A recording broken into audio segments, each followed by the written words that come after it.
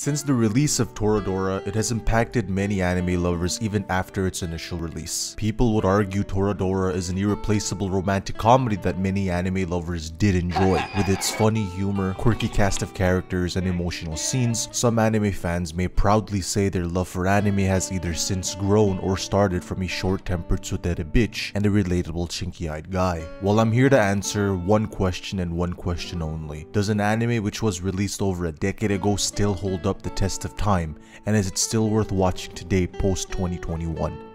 That's two questions.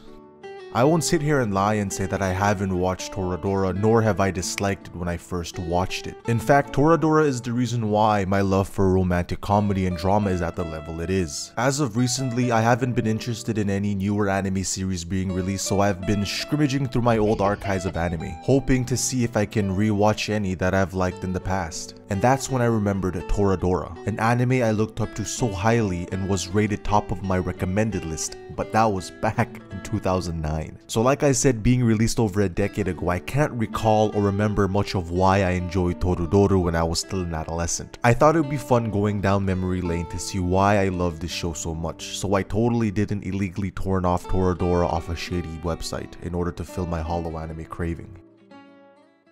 To get the basic history of Toradora out of the way, Toradora as a whole takes its source material from the light novel series of the same name. Quick research shows it's pretty true to the light novel counterpart, even adding subtle details for the audience to better understand the world of Toradora. And I didn't add that last section for no reason. I wanted to be sure what I was dealing with in terms of the cast, production, and materials used to make this anime adaptation. You see, I knew I was gonna have a much more different experience watching the show a second time, especially with a much more mature and understanding mindset. I was ready to accept that maybe this show wasn't as good as I or many people thought it out to be. Toradora's original light novel counterpart was written by Yuugure Takemiya, a novelist at the time that seems to specialize in teen-targeted projects, making my growing suspicion of Toradora being another psychiatric memory of trying to fill in an empty void as a child even more fucking proving. Which in all honesty, Toradora has a story plot driving around to appeal to the average male teen fantasy. But that's not a bad thing by no means, not a deal breaker. Actually, it's really impressive in fact. On a side note, I enjoy shoujo-esque anime with hints of wholesome romance, but the problem with that is at my age right now, I can't find myself appreciating much of the mainstream shows as I like to. Reason being, and believe it or not, I'm slowly starting to lose touch with my youth, and a lot of you as well. As weird as that sounds, and yeah, I understand Toradora would be far from labeled as a shoujo type anime, but the idea of wholesome is there. The show is literally about wholesome high school kids with wholesome inflated high school problems going through wholesome inflated high school crises. And going back to why I said it was impressive, well, watching the show a second time with forgetting almost everything about it, I was surprised at how well I was attached to these experiences. And I would believe that's thanks to Mari Okada, the script and composition writer of the show.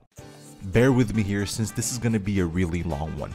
Dialogue in Toradora is so impressive with its fantastic use of subtle character interactions thanks to Mari Okada. Conversations drop micro hints to cover up small plot holes that a lot of people could miss to test attentive viewers and their imagination. And I'm sorry for the people who didn't catch these hints, please don't get offended. They were either easily forgettable or hard to notice since text and Japanese subtitles go so fucking fast. I have the reading level of a fucking second grader, please go slower, holy shit. If you've watched Toradora for a quick tearjerk or someone tried to force it down your throat, it would have been no doubt still a great experience. It's maybe for the viewers who've watched it for the second time that noticed what I've mentioned. Here's a really good example. Somewhere along the series, we venture off looking into more of why Taiga is in the living circumstances that she's in. And that's primarily because of her father, who is labeled as the bad guy in the series. But you know, thinking about it more and giving it a second thought, trying to understand where her father was coming from, I personally can come up with a small theory as to why he did the things he did. Off the bat in the story, somewhere in the past, Taiga's father remarries a fairly younger woman. Taiga did not like that shit, so she ultimately moved out with her father's agreement due to the toxic relationship between Taiga and her new stepmother.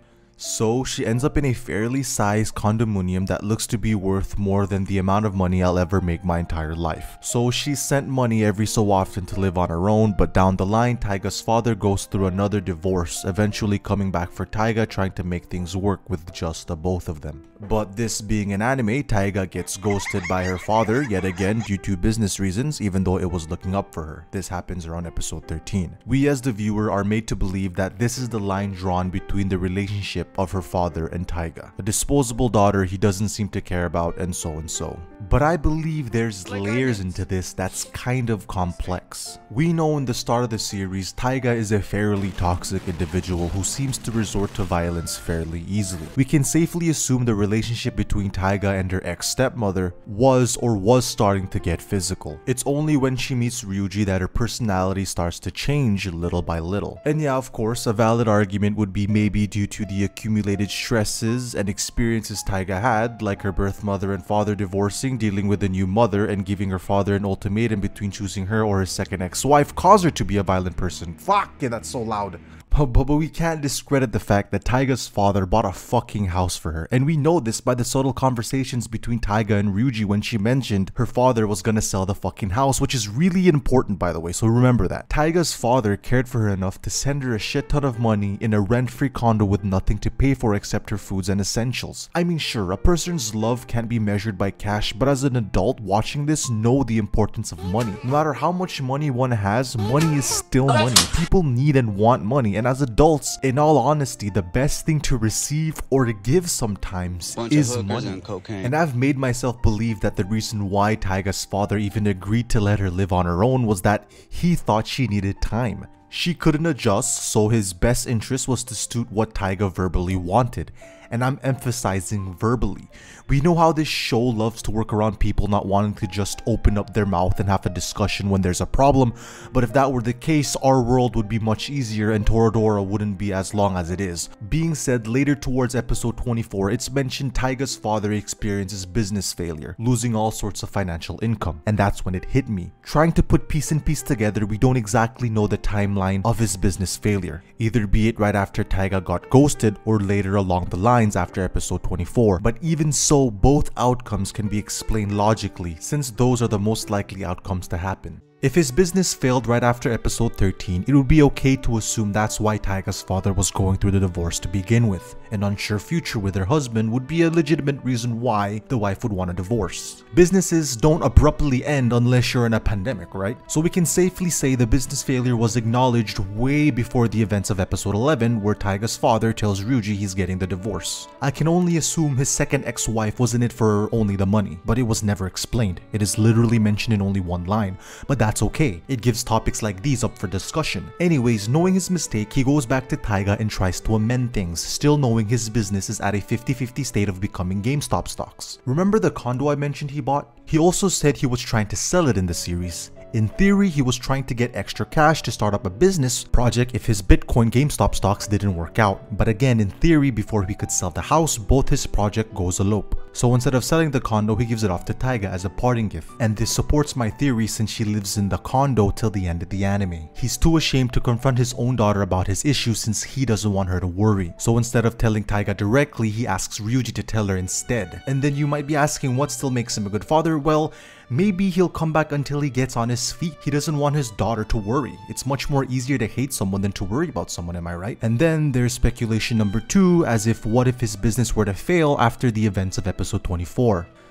We can assume again that he was trying to fix the failing business and whatever he have left later on during the timeline of Toradora, making him a very busy man not having enough time for Taiga. Just think about the previous scenario, but the timeline is much more far in the future whilst it started during the Toradora timeline, making it much more premature. Which explains why he goes to Taiga trying to fix his original Bitcoin investment so they don't have to worry when they start living together again. Which still directs my speculation of him unable to confront his own daughter even through text. In the end, putting both speculations side by side, it doesn't really matter, cause in theory, Taiga's father is a good father. It's just that he doesn't know how to convey that feeling, or do it properly. That doesn't make him bad, just really ignorant.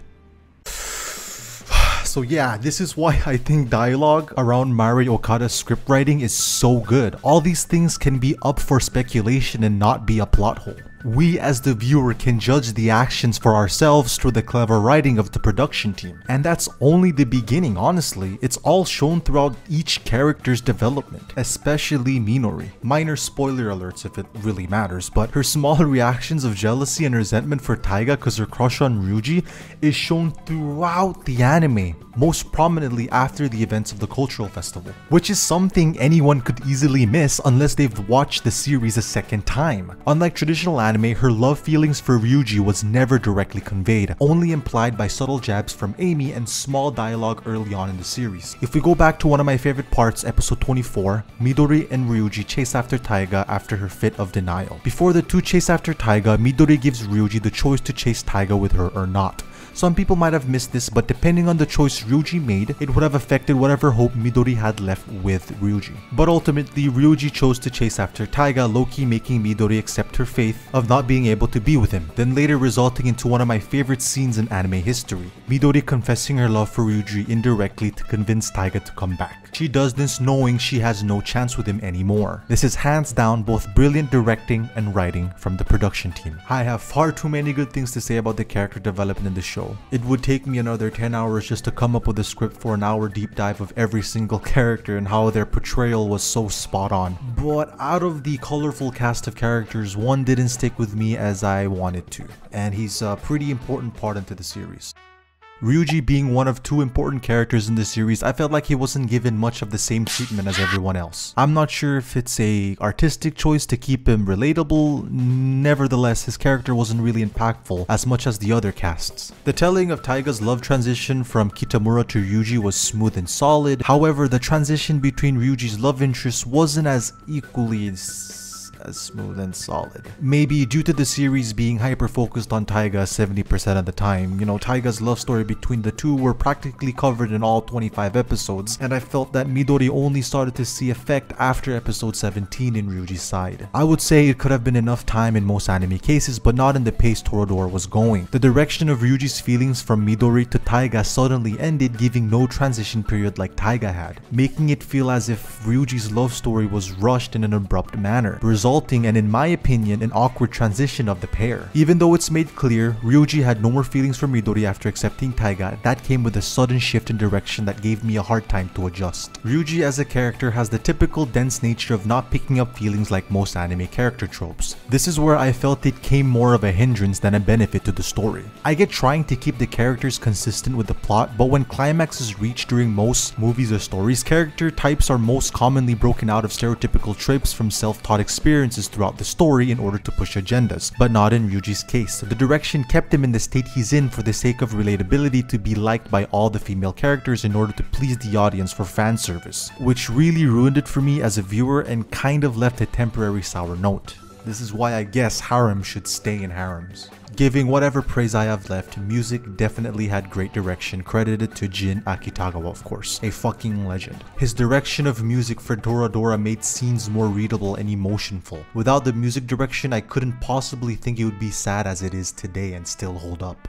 Toradora being old as it is, it's bound to have character tropes that have not aged so well. If you don't care much for melodramas and are recommended for its quirky and funny nature of all things, I'd say you'll have a decent time elsewhere. I never really cared for the tsundere trope, but Taiga's portrayal of it in the anime definitely inspired most of what we see in other anime adaptations today. To many people, and for sure the more long-time anime viewers, would find Toradora a bit cringy at times. Short bursts of comedy might find funny for some, but not for most in this day and age, I'd argue. I'm not denying it wasn't funny. There were legit moments where I'd chuckle, but half the time were outdated tropes and physical comedy. This might sound contradictory to my praise on well-written characters, but honestly comedy wasn't much of the main focus some people remember it out to be. If serious scenes were in play, characters felt more different with serious tones, in which Toradora did the transitions right. Serious to funny, funny to serious in the course of an instant takes talent from a talented team. All in all, even if the series is targeted towards teens and young adults, many like myself will find joy in it despite its decade-old age. In the end, it is a teen romance drama tackling subjects not so common in our real world. It wouldn't appeal to a lot of people, and I'll probably not recommend it to someone today who strictly loves shonen anime. But honestly, why would it matter? If I say this here, it's either no one's gonna watch this video, or 99% of you love the show and only want agreeing validation towards Toradora, or I get a 50-50 like to dislike ratio like my 2 other videos that meant nothing to the anime community. If you're someone wanting to rewatch this series, I'd say it's a good time you should. I mean, there's a lot of shit going around the world, so why not just pick it up now? The series will directly pick up after episode 9 or 10, so you really have no problem starting from either episode onward. But if you're someone like me who recalled bits and pieces of it, you'll be doing yourself a favor by watching from episode 1.